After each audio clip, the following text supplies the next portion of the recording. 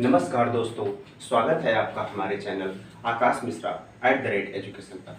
यहाँ आज हम बायोलॉजी का एक छोटा सा चैप्टर जिसका नाम है आहार नाल, उसके बारे में चर्चा करेंगे। आहार नाल का मतलब होता है जब हम मुख के द्वारा भोजन को ग्रहण करते हैं और ग्रहण करने के बाद भोजन जिस जिस स्थान पर जाता है उन सब को मिलाकर और जाने के बाद बाहर निकलने तक के बीच का, यानी मुख से खाने के बाद और बाहर निकलने, अपशिष्ट पदार्थ बनकर बाहर निकलने से पहले तक का जितने भी शरीर के अंग जहाँ पर भोजन जाता है उन सबको मिलाकर उस नली को आहार नाल कहा जाता है।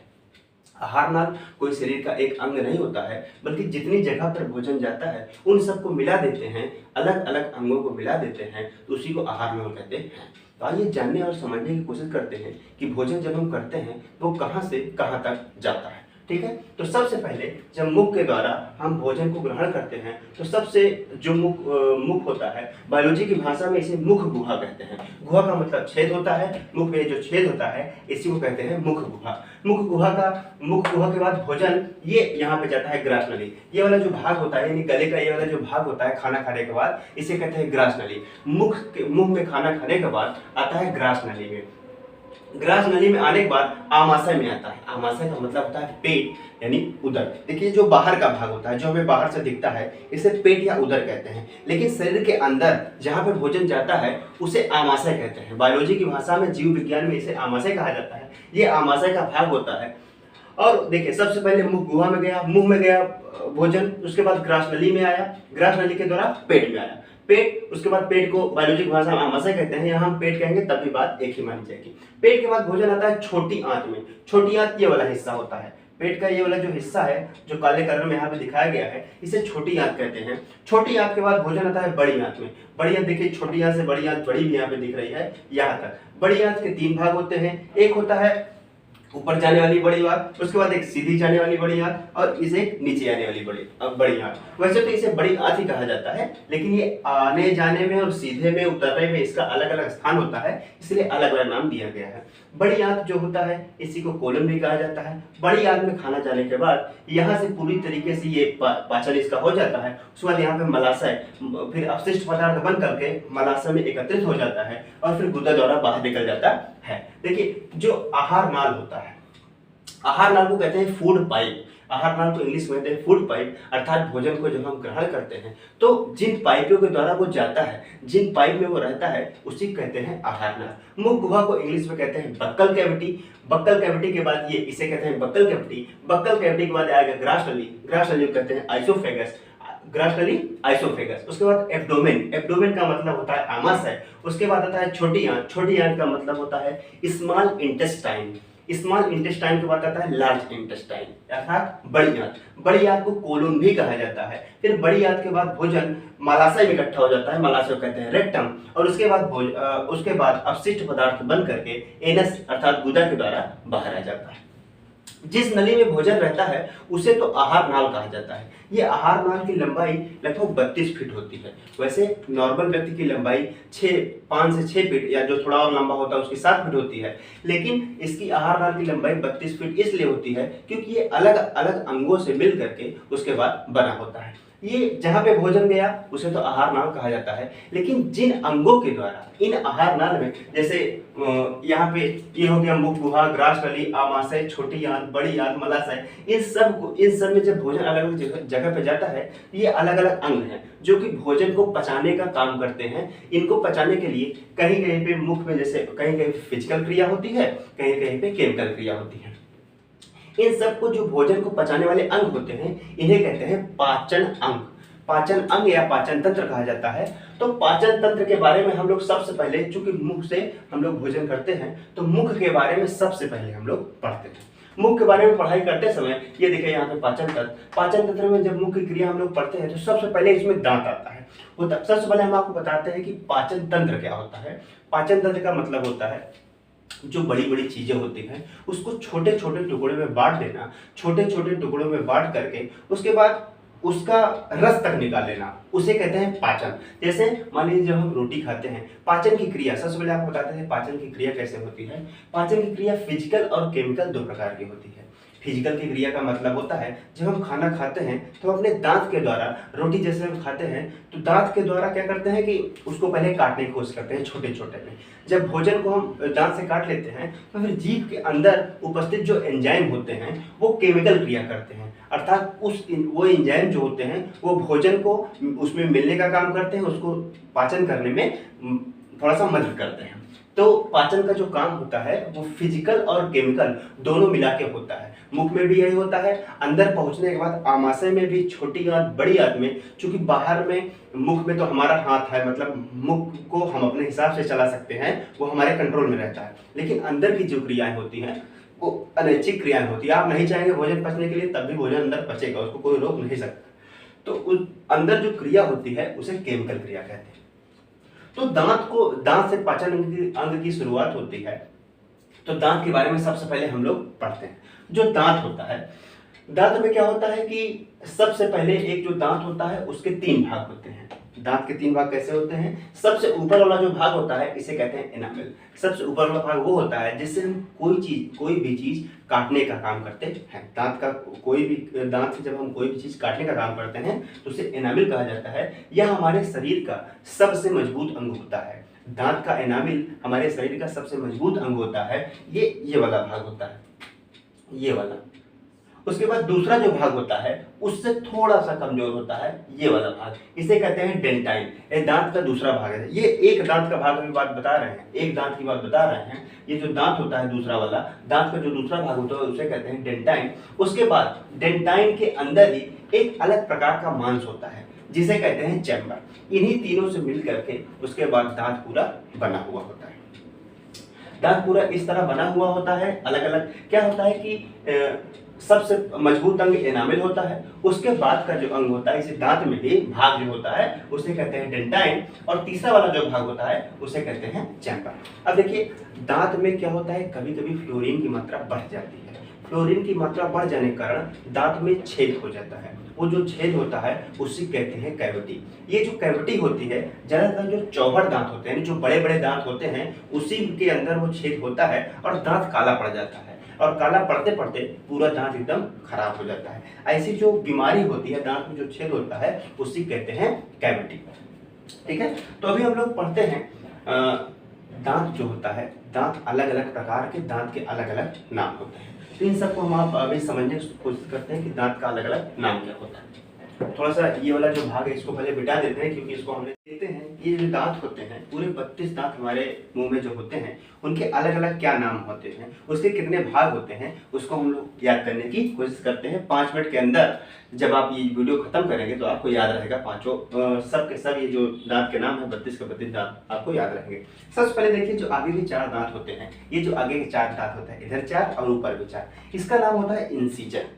ऊपर के जो दांत होते हैं इसे कहते हैं इंसीजर। इसका काम होता है काटने का, कोई भी चीज काटने का काम हम इंसीजर से कहते हैं। इसीलिए इसको हिंदी में कृंतक कहते हैं, कृंतक। इंसीजर को हिंदी में कहते हैं कृंतक, क्योंकि इससे हम कोई भी चीज काटने का काम करते हैं, इसीलिए इसे हम कृंतक कहते हैं। उसके बाद का ये जो दांत होता है, तो ये 4 दांत के बगल में एक ये वाला, एक ये वाला, और ऊपर भी ये जो दांत होता है इसे कहते हैं कैनाइन। कैनाइन से जब कोई भी मजबूत दांत, कोई डोरा या कोई कपड़ा जब हमको फाड़ना होता है, या जो लोग मांस खाते हैं या मांसाहारी होते हैं वो लोग कुछ काटने का काम करते हैं, तो इनको जैसे फाड़ना होता है तो ये कैनाइन का प्रयोग करते हैं। क्योंकि ये फाड़ने का काम करता है तो इसे रगड़ करके तभी फाड़ना होता है, इसको कहते हैं रत्नक। तो जो इंसीजर भाग है इसे कहते हैं कृंतक, और नीचे वाला जो कैनाइन है इसे कहते हैं रत्नक। ठीक है, 4 दांत आगे का इंसीजर हो गया। उसके बाद साइड वाला जो दांत हो गया ये इसे कहते हैं रत्नक। ठीक है, कैनाइन रत्नक। फिर आगे के ये जो 2 दांत होते हैं, इससे आगे थोड़ा जाएंगे पीछे की तरफ, ये जो 2 दांत होते हैं इसे कहते हैं प्रीमोलर। प्रीमोलर को हिंदी में कहते हैं अर्धचवर्णक। प्रीमोलर को कहते हैं अर्धचवर्णक। उसके बाद के जो 3 दांत होते हैं इसे कहते हैं चवर्णक। ठीक है, देखिए अब देखिए ये 4 दांत हो गए, इंसीजर, ये आगे का दांत हो गया इंसीजर, उसके बाद हो गया कैनाइन, कैनाइन के बाद हो गया अर्धचवर्णक, अर्धचवर्णक के बाद हो गया चवर्णक। ठीक है, देखिए ये जो इंसीजर होता है, इंसीजर के जो 4 दांत होते हैं वो नाक के नीचे पाए जाते हैं, इसीलिए इसको नोज टीथ भी कहा जाता है। इंसीजर अर्थात कृंतक को नोज टीथ भी कहा जाता है। उसके बाद ये जो रदनक होता है, रदनक का मतलब कैनाइन दांत होता है, ये आंख के नीचे पाया जाता है, इसीलिए इसको आई टीथ भी कहा जाता है। यानी इंसीजर, इंसीजर के बाद फिर बगल वाला कैनाइन, उसके बाद जो दो दांत होते हैं उसे कहते हैं प्रीमोलर। प्रीमोलर का मतलब क्या होता है कि अर्धचमड़क। ये जो प्रीमोलर होता है, अर्धचमड़क दांत होता है, वो गाल के अंदर पाया जाता है, इसीलिए इसको चीक टीथ भी कहा जाता है। उसके बाद ये जो मोलर होता है, मोलर में जो सबसे बड़े दांत होते हैं ये अर्धचमड़क और जो चमड़क होते हैं, इससे हम कोई भी चीज कूचने का काम करते हैं, ठीक है। इसमें जो मोलर में तीसरा वाला भाग होता है, तीसरा वाला जो दांत होता है उसे कहते हैं बुद्धि का दांत, ठीक है। ये जो दांत होता है लगभग 24 से 26 साल की उम्र में ये निकलता है। कुछ लोग की तो बड़े होते हैं, बुद्धि का दांत निकल भी जाता है, उनको पता ही नहीं चलता क्योंकि उनकी बुद्धि काम ही नहीं कर पाती। जैसे शुरू में रहते हैं वैसे हमेशा आगे भी रहते हैं, तो उसमें कोई बहुत बड़ी बात नहीं होती है। बहुत लोग आपने देखा होगा कहते हैं तो दांत दर्द कर रहा है 25-26 उम्र में, इसका मतलब है कि दांत वो निकल रहा है, लेकिन बुद्धि नहीं आ पाती है। तो अब देखिए हमने पढ़ा 4 प्रकार के जो दांत होते हैं, ठीक है। क्या पढ़ा? सबसे जो आगे का दांत होता है इसे कहते हैं इंसीजर, उसके बाद ये कैनाइन, उसके बाद प्रीमोलर, फिर मोलर, ठीक है। दांत का फार्मूला होता है, कैसे याद किया जाता है? देखिए इसको हम लोग कर देते हैं बीच के भाग से अलग, ठीक है।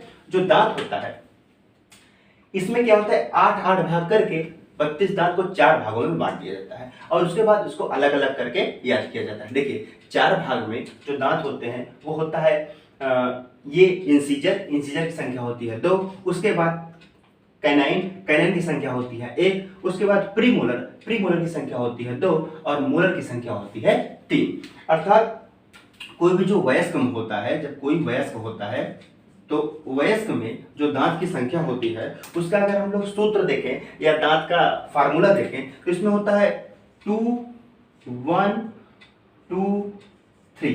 अर्थात इंसीजर की संख्या होती है 2, कैनाइन की संख्या होती है 1, प्रीमोलर की संख्या होती है 2 और मोलर की संख्या होती है 3। लेकिन बच्चों में क्या होता है, बच्चों में ऐसे दांत नहीं पाया जाता, ठीक है।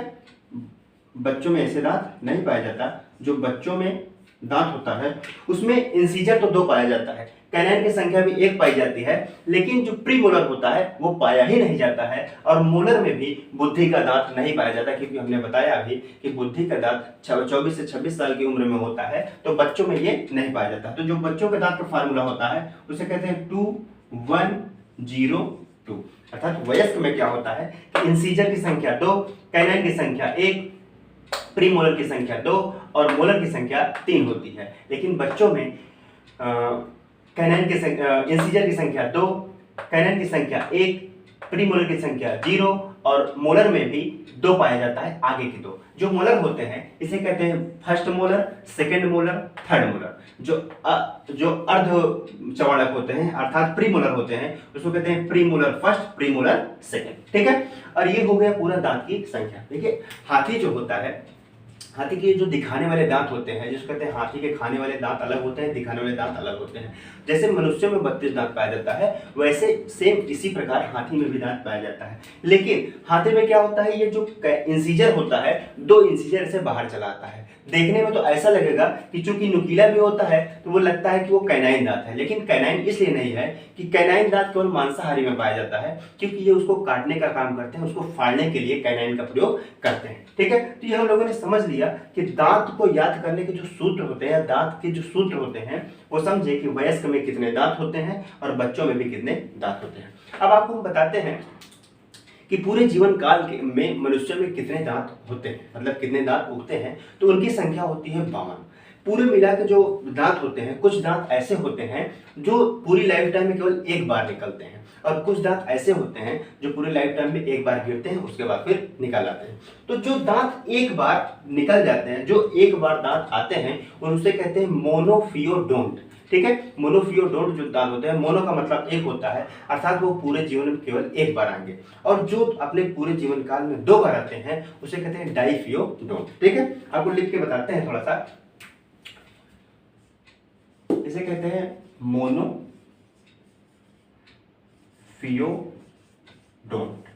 ठीक है। और जो दूसरा वाला दांत होता है इसको मिटाई देते हैं, इसे कहते हैं डायफियोडोंट,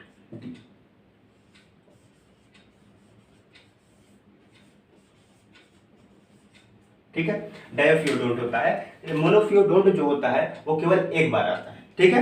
एक बार में जैसे जो हमारा मोलर दांत होता है, मोलर का मतलब ये होता है कि जो इसे कहते हैं चवड़ा, क्योंकि ये एक ही बार पूरी जिंदगी में आता है, और 3 नीचे का ये चवड़ा और 3 ऊपर का मोलर, मोलर या चवड़ा दोनों एक ही है। 3 ये 3 इधर का और 3 इधर का, 3 चौका 12 दांत ऐसे होते हैं जो पूरे लाइफ टाइम में केवल एक बार आते हैं। उसके बाद जो अन्य दांत होते हैं वो 12 से 14 साल की उम्र में एक बार गिर करके फिर से दोबारा आ जाते हैं, और उनकी संख्या 20 होती है। उनकी संख्या 20 होती है। तो पूरे जीवन काल में जो दांत उगते हैं वो 2 प्रकार के होते हैं, एक होता है मोनोफियोडोंट, एक होता है डाइफियोडोंट। मोनोफियोडोंट की संख्या होती है एक बार जो निकलते हैं उसकी संख्या होती है 12, और जो डाइफियोडोंट होती है उसकी संख्या होती है 20। तो हम लोगों ने पूरा दांत के बारे में पढ़ लिया कि कौन कौन से दांत होते हैं, कितने प्रकार के होते हैं। एक बार हम लोग फिर से इसको हल्के में एकदम रिविजन कर लेते हैं। देखिए दांत है, दांत के 3 भाग होते हैं। एक दांत के 3 भाग होते हैं। सबसे ऊपर का जो भाग होता है उसे कहते हैं एनामेल, उसके बाद का जो भाग होता है उसे कहते हैं डेंटाइन, और सबसे बीच में जो किसी अलग प्रकार का मांस होता है जिसे कहते हैं चैम्बर। उसके बाद दांत के बारे में पढ़ते हैं। दांत को पहली बात जो 32 दांत होते हैं उसको हम लोगों ने 4 भाग में बांटा हुआ है। 4 भाग में जो पहले का 2 दांत होते हैं उसे कहते हैं इंसीजर। चूंकि ये नाक के नीचे पाया जाता है इसलिए इसको नोज टीथ भी कहा जाता है, और इससे कोई भी चीज हम काटने का काम करते हैं इसलिए इसको कृंतक भी कहा जाता है। इंसीजर हिंदी में कहते हैं कृंतक। उसके बाद उसके बगल वाला जो एक दांत होता है उसे कहते हैं कैनाइन, उससे हम कोई चीज फाड़ने का काम करते हैं, रगड़ के फाड़ने का काम करते हैं, इसलिए उसको कहते हैं रत्नक। उसके आगे के जो 2 दांत होते हैं उसे कहते हैं प्रीमोलर, अर्धचमड़क, और उसके बाद के जो दांत होते हैं 3 उसे कहते हैं चमड़क। तो ये हुआ पूरा 32 दांत और उसके अलग अलग नाम। तो उम्मीद है दोस्तों आपको समझ आया होगा कि दांत की अलग अलग नाम क्या होते हैं। चलिए मिलते हैं अब अगले वीडियो में। नमस्कार।